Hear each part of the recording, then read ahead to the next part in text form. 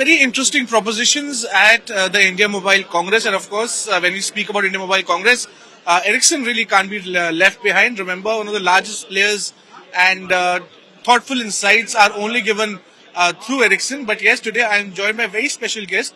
Ludvig from Ericsson joins us, who in fact will tell us about how 5G really works, how the monetization will happen, how India is prepared, and of course how India has overtaken Europe in the 5G network. Thank you, Ludvig, for joining us. Pleasure as always to speak to you.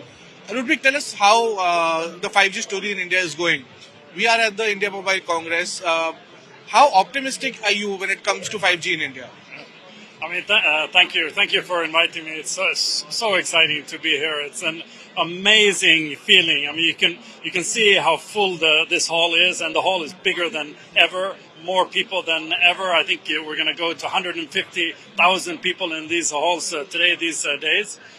1 year ago, India launched 5G here at this event. The PM kicked the whole thing off, and it went from 0 to 100 million in 1 year only. No other country has done that. That's just an amazing development for 5G. And it's only October, right? So we still have some months to go. So India is going to add, according to our latest consumer report, you might have seen it already, going to add another 30 million this year to India 5G. So 130 million in this short span is just amazing. And in fact, it doesn't stop there, because it will continue. So in the same report that we did, we see that from now until 2028, India will have more than 50% of their users on 5G, which is just tremendous. So it's not only going to be the hero now, but the hero into 2028, the fastest growing geography in 5G in the world. Sure, Ludvig, also, when it comes to being so great on 5G, great coverage across the nation, we still have issues when it comes to coverage of the network. Call drop, network issues are still a lot of areas that India needs to work on specifically. In these scenarios, keeping in mind, do you think that we could probably move on to a better plan on wider network connectivity and hence have a better 5G network across the country? Absolutely. It's music to my ears, Of course, I don't like it, we don't like it when you get to dropped calls, when you have a challenge in the network. But that is an opportunity, because it means that something needs to be fixed. It means that we need more capacity, more coverage to the networks. And that's exactly what 5G provides.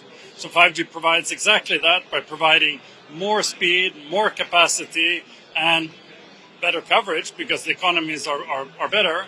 So it really enables this. And we have evidence. We have evidence already now with 5G. We can see that we're providing in 5G networks today 3 times more capacity. Users are having 3 times faster speeds in 5G already today. Only after 1 year, they have 3 times faster speeds than they had in 4G, which means that all the users that are on 5G have a better experience than the ones on 4G.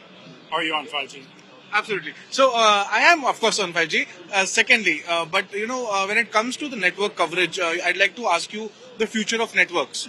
It's a very important and a very interesting aspect when it comes to telecom, the equipments, and of course the whole wider issue of connectivity. What is the future of networks are you foreseeing right now? Yeah, so here it comes down to economics, right? So we need to make sure that networks become very affordable, both for the consumer, but also for our customers to deploy on a wide scale. Because right now, of course, even though it's a nationwide technology, we still have areas to cover in India, right? So a couple of things. So first one is that with 5G, we have a possibility to provide capability to the edge.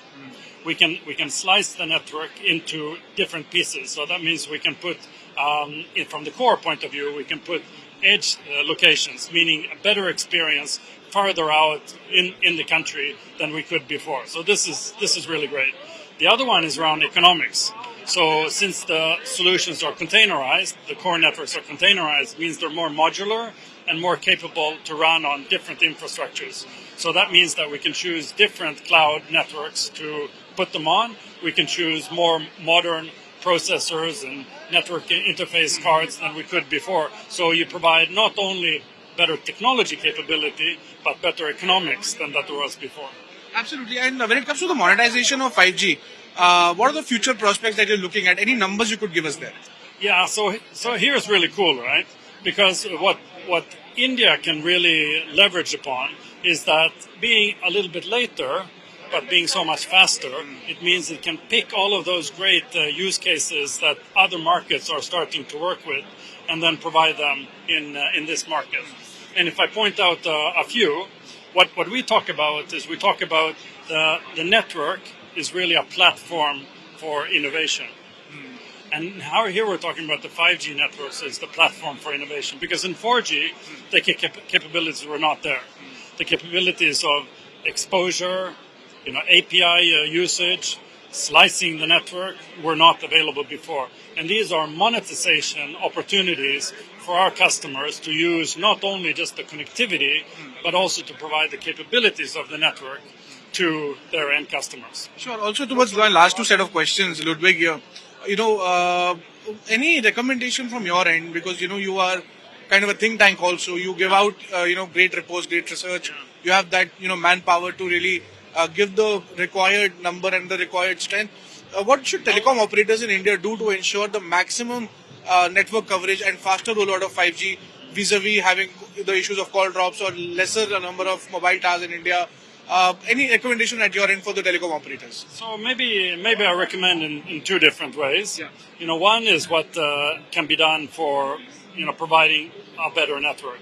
A better network is really about moving to 5G. Making sure that customers move to 5G, because you obviously get a better experience. The call drops will be of course much less. So there you get that capability.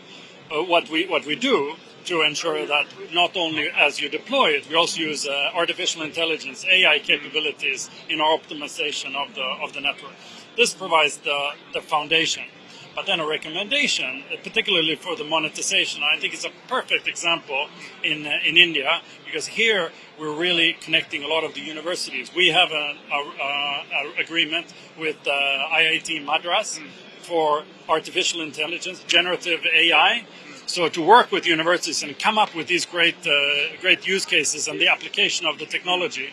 And an example that other operators have done around the world is they've started their innovation labs, so their garages. So I recommend operators here also to create their innovation labs together with the capabilities from the universities to fuel these new use cases. And Ludwig, any comment on 6G? How bright are you seeing the future for 6G, both in the APAC markets and of course in India?